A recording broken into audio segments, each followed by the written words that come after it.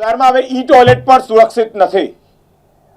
Pandya bridge પાસે કાના રેસિડેન્સીની બહાર Pandya bridge પાસે જે ઈ ટોયલેટ લગાવવામાં આવ્યા હતા તેના મશીનરીની તેની અંદર જે મશીન મોટરો હોય તેની પણ ચોરી થઈ રહી છે।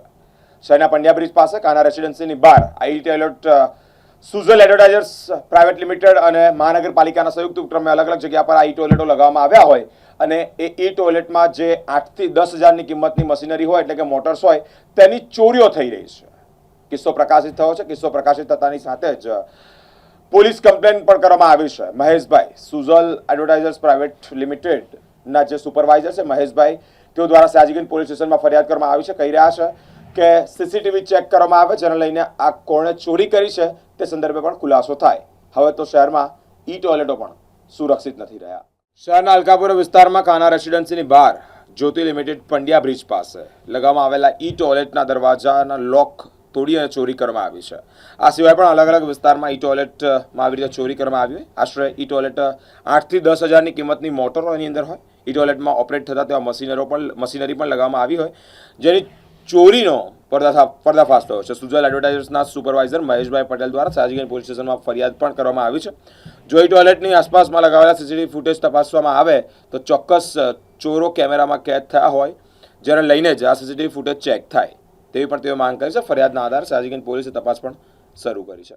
આ ઈ ટોયલેટ અમારા કંપની સુઝલ એડવર્ટાઇઝર તરફથી વડોદરા કોર્પોરેશનના કોન્ટ્રાક્ટમાં મૂકવામાં આવ્યા છે। વડોદરા શહેરમાં 50 ઈ ટોયલેટ મૂકેલા છે। હવે આની અંદર કોઈ અસામાજિક તત્વ છે પાછળના દરવાજા તોડી નાખે જેની અંદર અમારી આખી સિસ્ટમની મશીનરી રહેલી છે એ બધું ડેમેજ કરીને લઈ જાય છે।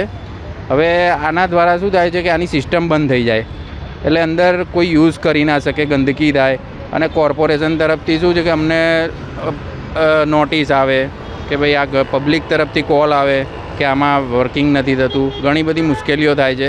પણ કોઈ અસામાજિક તત્વ દ્વારા કન્ટિન્યુઅસ અલગ અલગ જગ્યાએ આને ટાર્ગેટ કરીને બધું અંદરથી મશીનરી લઈ જવામાં આવે છે।